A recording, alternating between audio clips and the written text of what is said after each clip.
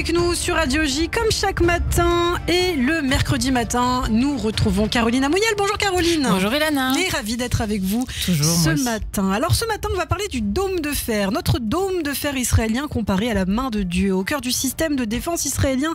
C'est vrai qu'il a intercepté un samedi dernier plus de 80% des drones, des missiles envoyés par l'Iran sur le territoire israélien. Mais alors, qui se cache, Caroline, derrière cette prouesse?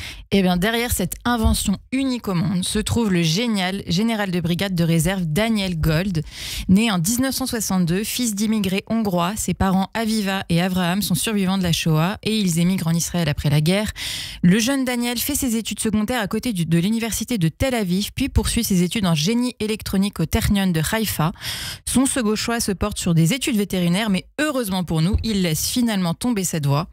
Et il obtient 4 diplômes, une licence, une maîtrise, un doctorat en génie électronique et un doctorat en gestion. Et en 1983, à 33 ans, et après avoir obtenu donc tous ses doctorats, il retourne dans les rangs des forces de défense et de renseignement de l'armée israélienne. Oui, il devient alors chef de recherche et développement au ministère israélien de la Défense et de l'Armée de l'Air. Il crée sa propre entreprise, la Gold R&D Technology and Innovation Limited, dont il a supervisé tous les projets et budgets. Mais le tournant de ses recherches intervient en 2007, alors qu'il planche déjà sur un système totalement novateur de défense anti-aérienne. En effet, avec la guerre qui éclate en 2006 entre le Liban et Israël, Daniel Gold réfléchit à concevoir un système de missiles plus facile à fabriquer. Oui, cette année-là, environ 4000 missiles sont lancés par le Hezbollah en direction des villes du nord d'Israël, dont Haïfa, 3e plus grande ville du pays.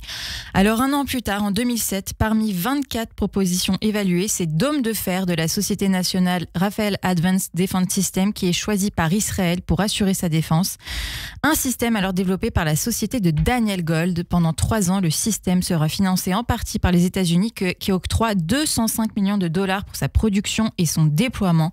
Un véritable parapluie antimissile, mais qui n'est déployé qu'en 2011, d'abord à Beersheva, puis à Ashkelon. Alors monté sur des camions, ce système est en fait assez simple à installer le long des frontières israéliennes.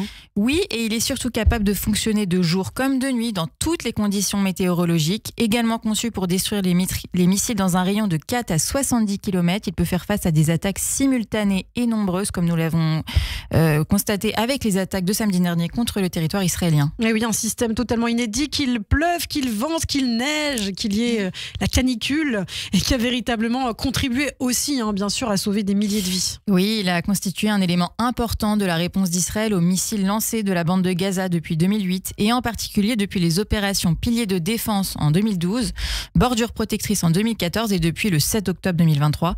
Son taux d'interception actuel serait de l'ordre de 90%. Sous la direction de Daniel Gold, l'unité R&D de Tsahal a reçu 7 fois le prix Israël de la défense et atteint le leadership mondial dans un grand nombre de domaines technologiques.